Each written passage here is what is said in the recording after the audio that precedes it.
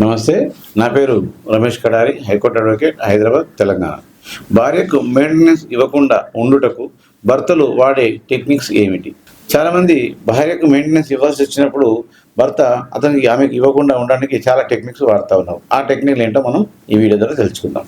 మొదటి టెక్నిక్ ఏంటంటే అతని యొక్క ఆదాయము, అతని యొక్క జాబు వివరాలు భార్యకు కానీ అలాగే కోర్టుకు కానీ అతని యొక్క జాబ్ వివరాలను పూర్తిగా తెలియజేయకపోవడం, ఉన్నటువంటి జాబును మానేసి కొత్తగా చేరి ఆ జాబ్ యొక్క వివరాలు చెప్పకపోవడం, అంతేకాకుండా ఈ యొక్క అసెట్స్ అండ్ లయబిలిటీస్ ఫిల్అప్ చేసేటప్పుడు అతని యొక్క ఆస్తుల గురించి తెలియజేయకపోవడం, అంతేకాకుండా అతనికి ఉన్నటువంటి ఆస్తులను వాళ్ళ మదర్ పేరిట కానీ లేదా ఫాదర్ పేరిట కానీ మార్చి నాకు ఎలాంటి ఆస్తులు లేవు అని చెప్పుకోవడం.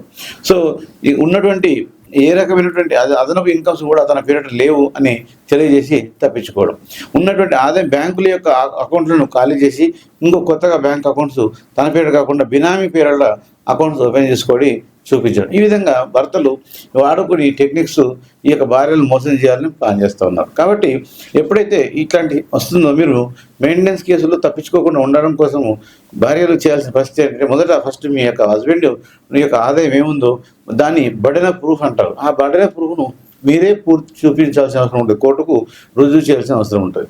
అంతేకాకుండా అతని యొక్క ఆస్తులను కూడా మారిస్తే ఇతని యొక్క ఆస్తులు ఈ విధంగా ఉన్నాయి అని కోర్టుకు మీరే తెలియజేయాల్సిన అవసరం ఉంటుంది. అంతేకాకుండా అతనికి అదనపు ఆదాయాలు ఉన్నాయి, అగ్రికల్చర్ ద్వారా ఆదాయాలు ఉన్నాయి కాడ వాటిని మీరు ప్రూవ్ చేసుకొని కోర్టుకు తెలియజేసినట్లయితే ఆ యొక్క ఆదాయాల ద్వారా వచ్చే ఆదాయం కంపల్సరీ మీకు కూడా అందులో వాటా రావాలి, కాబట్టి మీకు మెయింటెనెన్స్ వస్తుంది. కాబట్టి ఇలాంటి టెక్నిక్స్ ద్వారా భర్తలు తప్పించుకుంటే మీరు వాటిని క్యాచ్ చేసుకొని ఉపయోగించుకొని మీ యొక్క మెయింటెనెన్స్ రాబట్టుకునే అవకాశం ఉంటుంది. కానీ ఈ మ్యారేజ్ అనేది జరిగినప్పుడు మనకు మెయింటెనెన్స్ అనేది స్త్రీల యొక్క హక్కు, దాన్ని తీసుకుంటే తప్పలేదు.